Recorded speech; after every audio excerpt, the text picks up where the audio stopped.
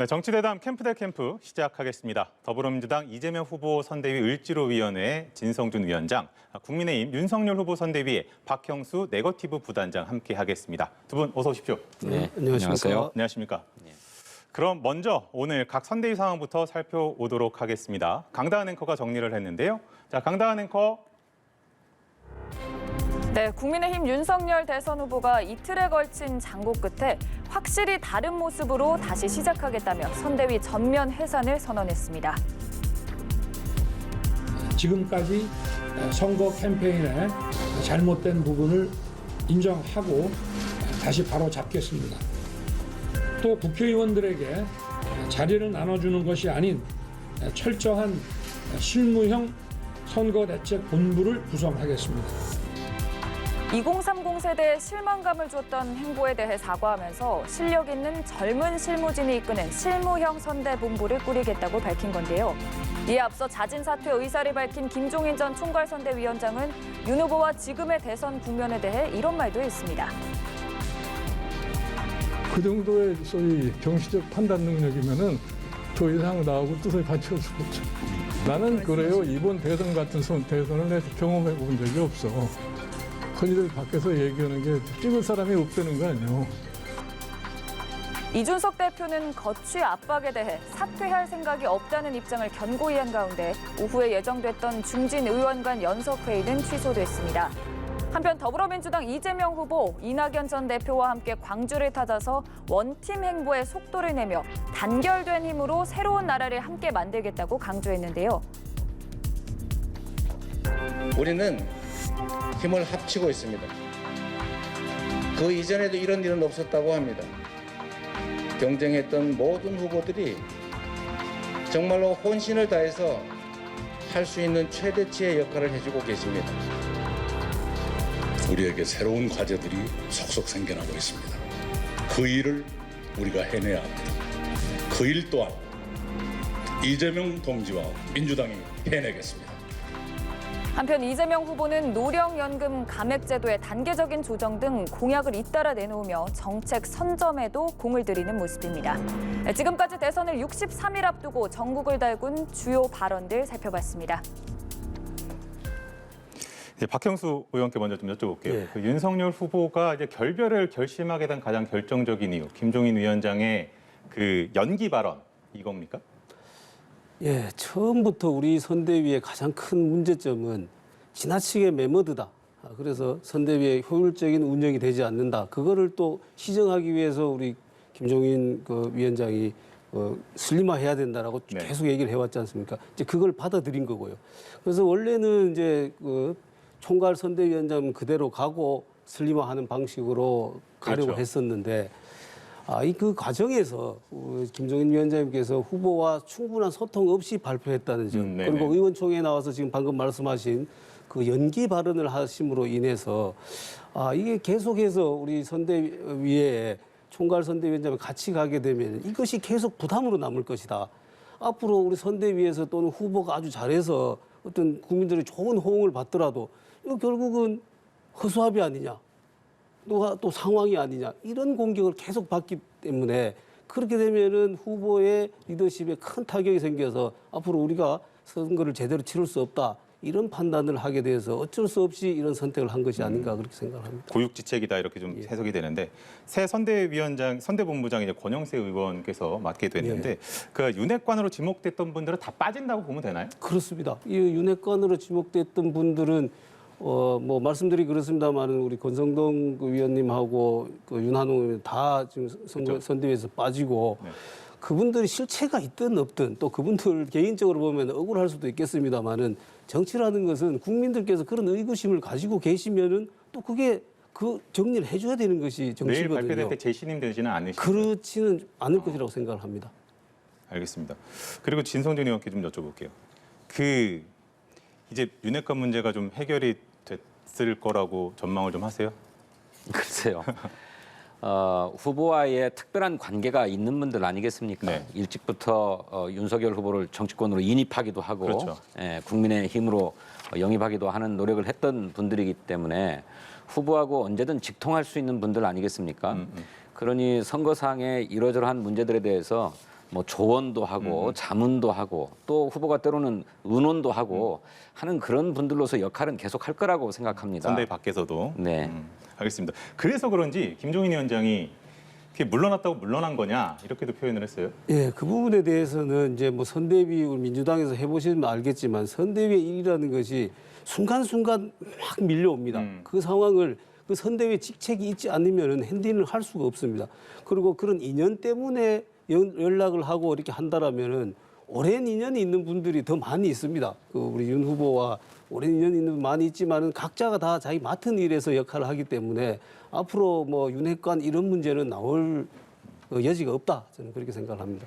윤 후보가 그 뭐 김종인 위원장께 뭐 사과도 드리고 뭐 감사했다, 죄송하다 이런 표현들 쓰면서 몸을 낮췄는데 김종인 위원장이 이제 아침에 기자들과 질의응답하는 과정을 보면 그 발언이 상당히 좀 수위가 좀 세다고 느껴졌는데 계속 이제 그 선대위 밖에서 이제 뭐 자연인의 신분으로 돌아갔는데 거기서 계속 공세를 펴는 것이 어떤 평가를 하는 것이 좀 영향을 줄 거라고 보세요? 어떻게 보세요? 뭐 저희들은 그렇게 하시지는 않을 거라고 생각합니다. 김종인 위원장님도 지금 후보 교체는 절대로 없다. 그리고 앞으로 그 선대위를 잘 꾸려서 가면은 충분히 1월 말까지 역전시킬 수 있다 이렇게 말씀하셨던 분 아닙니까? 그래서 지금 당장은 조금 서운한 감정에 그렇게 말씀하실 수는 있겠지만은 앞으로는 그렇지 않을 거라고 저는 생각합니다. 근데 사실은 이제 그 김종인 위원장이 그 중도층으로 공략을 하는 데 있어서 사실상 뭐 좀 중심축이다 뭐 이렇게도 좀 평가가 됐던 분인데 그 빈자리는 어떻게 하는 겁니까? 그 빈자리를 사람으로 메운다 이런 생각은 하지 않고 있습니다. 기본적으로 김종인 위원장님께서 연세가 드셨지만은 중도층을 대표하는 이런 아이콘이 된 것은 그분의 사고나 정책 이런 부분 아니겠습니까? 네네. 그래서 그런 부분들을 김종인 위원장님이 하셨던 그런 사고 정책 또 그분이 또 많이 우리 당에 남겨놓은 것들이 있습니다. 그런 부분들을 충실히 잘 풀어내고 하면은 충분히 그 역할은 메워지는 거 아니냐 그렇게 생각을 합니다. 일각에서는 홍준표 전 대표나 아니면은 그 유승민 이분들과 좀 어떻게 손 잡는 거 아니냐 이런 관측도 예, 있더라고요. 그렇습니다. 그 부분은 뭐 그런 차원에서가 아니라 우리가 원팀이 돼야 된다는 차원에서 이미 지난번 의원총회에서 그 우리 유승민 후보님 캠프에 있었던 분, 네. 또 홍준표 의원님 캠프에 있었던 분들이 좀 노력을 해서 그분들을 좀 모셔와야 되지 않느냐, 우리가 그런 노력을 하자 이런 얘기도 했고요. 또 그 부분에서는 후보가 앞으로 좀 더 열성을 가지고 그 부분에 공을 들여야 된다. 그러면 저희들도 원팀이 될 수 있다. 그렇게 되면은 아까 말씀하신 것처럼 김종인 위원장의 중도라는 이미지는 지금 우리 정책으로 유승민 네. 의원께서 커버를 해주실 네네네. 것이고 2030에 대한 부분은 그렇죠. 또 홍준표 의원님께서 많이 커버를 해줄 수 있기 때문에 저는 그렇게 가면은 뭐 충분히 그 역할들은 다 할 수 있지 않을까 그렇게 생각합니다. 지금 민주당 같은 경우는 김 전 위원장이 이제 국민의힘으로 영입이 될 때 뭐 삼전도의 뭐 굴욕이다, 상황 체제다 이렇게 좀 비판을 했었잖아요. 예견을 하셨어요? 글쎄, 저는 조금 이번 사태가 좀 이해가 좀 안 되는 게요. 네네. 윤석열 후보가 선대위의 요청이나 주문을 제대로 소화하지 못해서 김종인 위원장이 내가 비서실장을 자임해서 일을 할 테니까 선대위가 좀 하라는 대로 연기만 좀 해달라고까지 주문하지 않았습니까? 그러니까 선대위가 조언하고 선대위가 건의한 대로 윤석열 후보가 행보하지 않고 자기 마음대로 해버려서 이런 일이 왔으니 앞으로 선대위의 조언이나 건의를 잘 따라달라 이런 주문 아니었겠어요. 그런데 윤석열 후보가 김종인 위원장을 그냥 내쳐버리고 선대위 자체를 다 해산시켰잖아요. 네. 그러면 정말로 이제는 윤석열답게 해. 본인도 오늘 말씀하셨습니다만 윤석열답게 선거운동을 해나가겠다는 것인데 그러면 김종인 위원장의 진단이나 처방과는 정반대되는 길을 가겠다는 것이잖아요.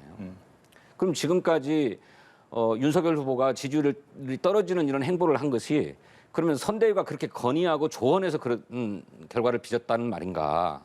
저는 잘 이해가 안 돼요. 예, 그 부분 정반대가 아니라 김종인 위원장님 얘기하셨던 부분을 전폭적으로 다 받아들인 것입니다.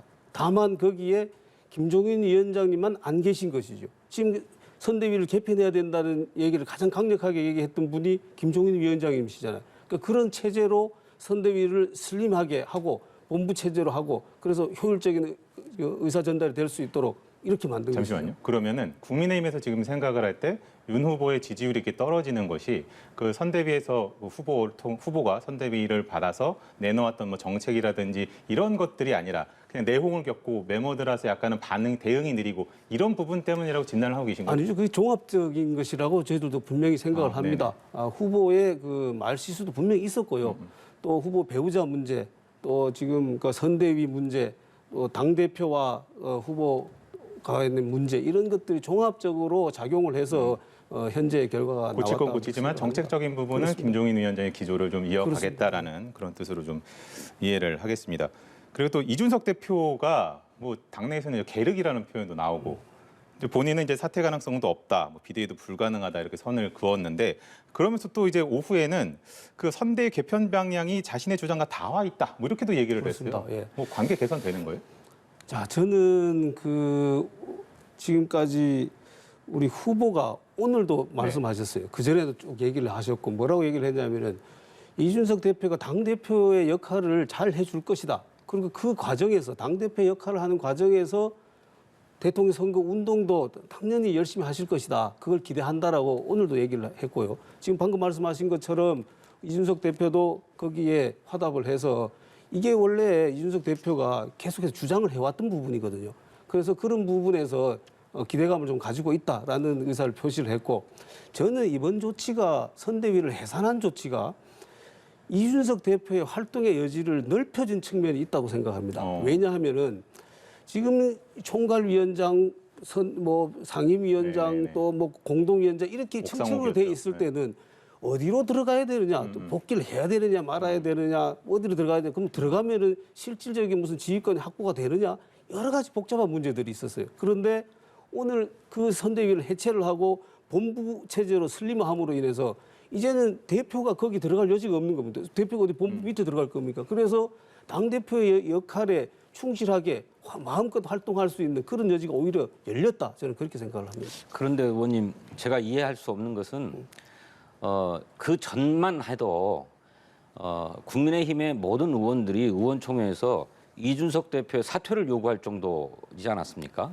초선 의원님들이 막 모여가지고 연판장을 돌려야 된다고 하고 사퇴를 건의해야 된다고 하고 또 어떤 분들은 최고위원들을 아예 무력화시켜버리자 이런 얘기까지 막 나와서 식물 대표를 만들자고 했는데 이제는 거꾸로 이준석 대표의 요청이 다 맞았다. 그걸 다 수용했다. 이렇게 말씀을 하시니 이준석 대표가 선거운동에 그동안에 기여를 했다는 것인지 아니면 선거운동에 장애를 조성했다는 것인지 아니죠. 누구 책임이라는 건지 모르겠어요. 네, 그거는 기여할 것이다라고 저희들 얘기를 한 거고 오늘도 우리 초선 의원들은 모였고 모여서 그 부분에 충분히 또 얘기를 하고 그런데 오늘은 후보가 지금 이렇게 발표를 했는데 거기에 또 이 대표도 화답을 했는데 거기에 뭐 거치 문제라든지 이런 것은 논의한 것은 적절하지가 않다. 기대를 걸어보자. 그래서 후보가 이 대표가 오늘 오후부터 기조가 좀 바뀐 듯이 느껴지니까 그래서 우리가 그걸 지켜보고 내일 오전에 의원총회까지 상황들을 좀 이렇게 지켜보고 앞으로 대응책을 논의하자 지금 이렇게 얘기가 됐습니다. 아니 글쎄 그 점은 제가 이해를 하겠는데 이준석 대표가 두 번에 걸쳐서 윤핵관 문제를 제기하면서 당무를 거부하고 또 선대위직을 다 내려놓고 하지 않았습니까? 근데 두 번째 조치가 너무 과해서 어떻게 당대표가 당내에 선거운동을 정상적으로 추진하지 못하게 오히려 방해를 하는가 무책임하다 해서 이준석 대표에 대한 성토 여론이 굉장히 높았던 것 아닙니까? 네. 그래서 심지어는 사퇴 요구까지 제기되는 판이었는데 이제는 오히려 거꾸로 윤석열 후보가 이준석 대표의 그런 문제 제기를 다 수용했다. 그래서 이제 봉합될 수 있다라고 하시니까 그러면 지적은 이준석 대표의 문제 제기가 정당했다라고 하는 점을 말씀하시는 거냔 말씀입니다. 아니, 국민의 입장에서는 결국엔 그 받아들이든 말든 무책임은 온전히 이제 후보가 결정하는 것이다. 뭐 이렇게 좀 앞으로의 방향은 후보가 결정하는 것이고 지금 대표가 무책임했다라는 부분은 오늘도 지적하는 부분입니다. 그래서 앞으로는 달라진다라는 기대를 저희들은 하고 있는 것이죠. 어찌됐든 성토 여론이 좀 낮아진 것 같다라는 좀 생각은 드는데 그 진성준 의원께 좀 여쭤볼게요. 이제 지금 상황을 두고 민주당이 좀 속으로는 웃지만 겉으로는 표정 관리를 하고 있다. 부자 몸조심하는 거 아니냐. 뭐 이런 또 보도들도 나오더라고요. 네, 뭐 당연히 그래야 된다고 생각합니다. 전쟁을 벌이는데 상대 진영의 전열이 잘 정비되지 않고 내부에서 분란이 일어나면 그 상대 입장에서는 뭐 좋을 일이지요. 하지만 이게 이를테면 적국과 싸우는 게 아니지 않습니까? 대한민국을 어떻게 잘 발전시키고 국민의 삶을 위해서 봉사할 것인가를 놓고 서로 경쟁하는 관계에 있는데 상대 진영이 내부 분란으로 정비를 제대로 못하고 서로 다툰다고 하면 그건 대한민국 국민을 위해서 또 국가를 위해서 바람직하지 않은 일이기 때문에 그걸 뭐 희낙낙하거나 뭐 조소하거나 조롱하거나 할 일은 아니라고 생각합니다. 그래서 더 겸허한 자세로 이럴수록에 저희들 문제는 없는지 내부를 더 살피고 자성하는 이런 자세가 중요하다고 생각합니다. 지금 민주당에서는 계속 원팀 행보를 계속 이어가고 있어요. 되게 뼈아프게 느껴지시겠어요?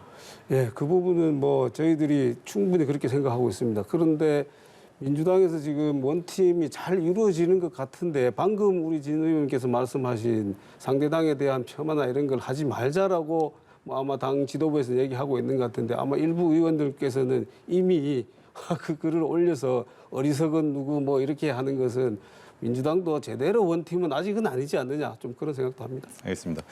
그러면 요거를 한번 좀 여쭤보도록 하겠습니다. 그 윤석열 후보가 기자회견에서 그 부인 문제를 두고 많이 지쳐 있어서 요양도 필요하다. 그리고 저는 이제 그 부분이 가장 들어왔는데 자신이 볼 때 사법 처리될 사안은 아니라고 얘기를 해줬다라고 했어요. 사과 필요 없다고 보시는 거예요? 추가 사과? 아닙니다. 그 부분은 전혀 그 맥락이 그렇지 않습니다. 그 부분은 어떤 맥락이었냐면은 부인이 굉장히 불안해하고 초조해하기 때문에 법률 전문가인 자기가 볼 때 처벌받을 일이 없으니까 안심을 해라라고 얘기를 했는데도 불구하고 계속해서 그런 불안하고 그 이런 정도로 상황이기 상황이 때문에 지금 당장 선거운동 나오기는 지금 심적인 상태가 안 된다 이런 뜻으로 얘기를 한 것입니다. 어떻게 들으셨어요? 글쎄 뭐 윤석열 후보가 자기 가족과 측근에 대해서도 똑같은 잣대를 대야 된다 이런 말씀을 그렇습니다. 하셨는데 당연한 일이라고 생각합니다. 그런데 어찌 되었든지 간에 김건희 이 씨가 수사를 받아서 막 2년 동안 수사를 받아가지고 심신이 많이 지쳐 있다, 요양이 필요한 상태다까지 얘기를 하시는데 저는 그걸 이해할 수가 없어요. 김건희 씨 본인이 한 번도 소환된 적이 없지 않습니까? 그 지금 검찰의 수사라고 하는 것이 전부 다 자료를 통해서 또는 김건희 씨와 뭐 연관돼 있다고 하는 주변에 대해서 수사를 하는 것일 텐데 김건희 씨가 잘못이 없다는데 왜 심신이 피곤하고 요양을 받아야 될 정도가 되는지 모르겠습니다. 우리 진 의원께서 아마 수사를 한 번도 안 받아보신 것 같아요. 저는 간접적으로 수사를 받아보지는 않았지만 수사를 해보면은 네. 좀 많이 그 심정이라는 그렇습니까? 예. 그러니 징역도 아마 잘 살았습니다, 아실 텐데요. 언제 부를까?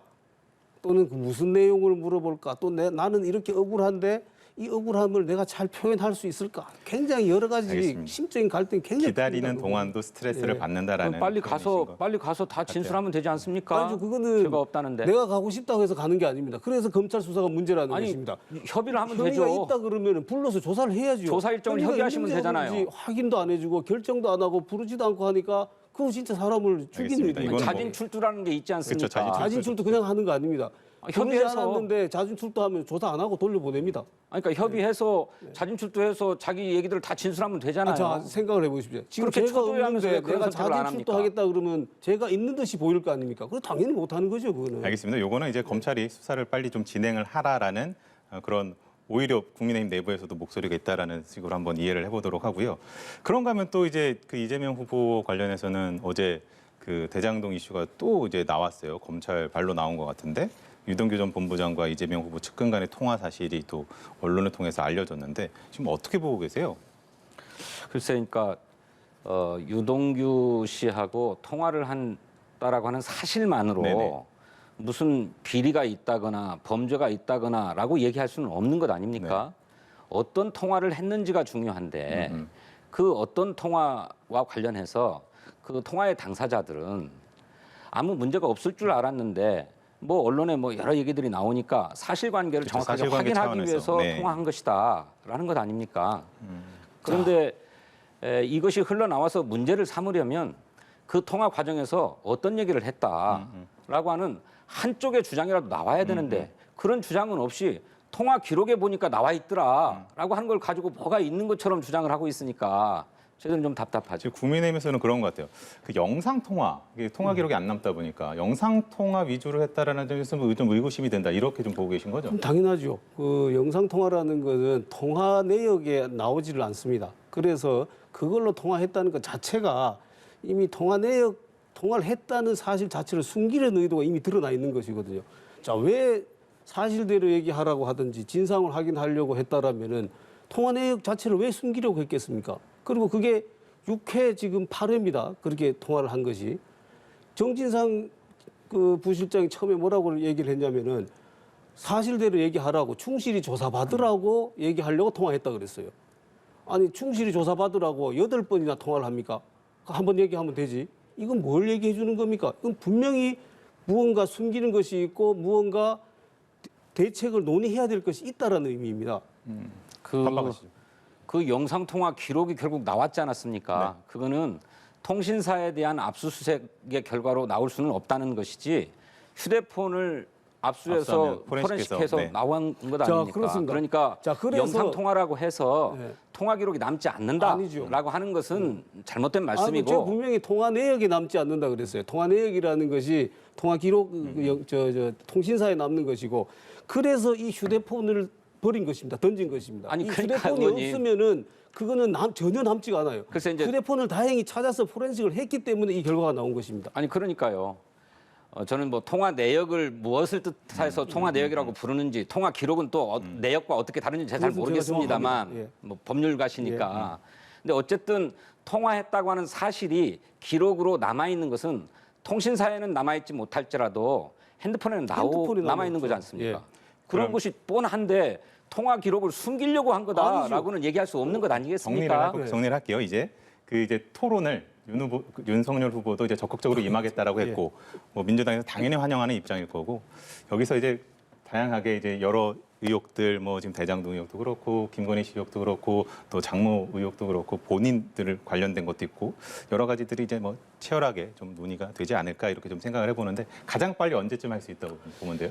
글쎄요, 뭐 그걸 제가 지금 얘기하기는 그렇고요. 아직 거기까지는 얘기는 안 거기까지는 됐습니다. 아니고 이게 말은 지금 우리 그 윤석열 후보도 지금 하자라고 얘기를 했지만은 그걸 또 협의하는데 굉장히 시간이 걸릴 것이고 또 하나는 뭐가 있냐면은 다른 후보들이 그럼 왜 우리는 빼고 둘만 하느냐라고 하는 또 문제 제기를 할 수가 있거든요. 그래서 그런 문제까지 포함해서 이걸 계속 안 하겠다라는 문제제기가 나올 때 네. 생각해도 되지 않을까요? 그렇습니다. 뭐라고? 그쪽에서 문제제기가 나왔을 때 좀 생각해도 그렇습니다. 되는 부분 저희들은 그래서 그런 그 토론을 진행하자라는 최대한 입장이고 빨리 좀 임하겠다. 후보도 그걸 지시를 했고 가능하면은 빨리 임할 생각입니다. 민주당에서는 언제쯤은 해야 된다고 보시는 거예요?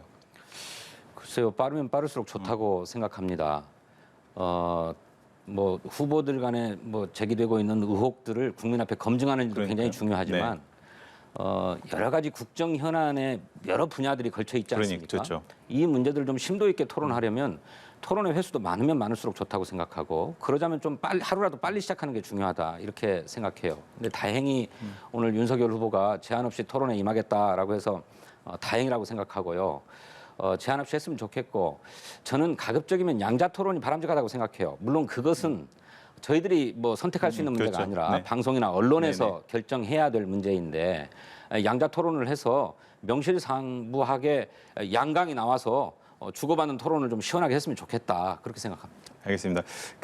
윤 후보가 이제 토론에 적극 임하겠다 이런 또 의사를 밝히기도 한 만큼 이제 국민의힘에서 내용을 빨리 털어내고 이제 그 대한민국의 미래를 그릴 정책 토론이 좀 더 활발하게 또 신속하게 국민들 앞에서 좀 이루어졌으면 좋겠다라는 바람을 한번 가져봅니다.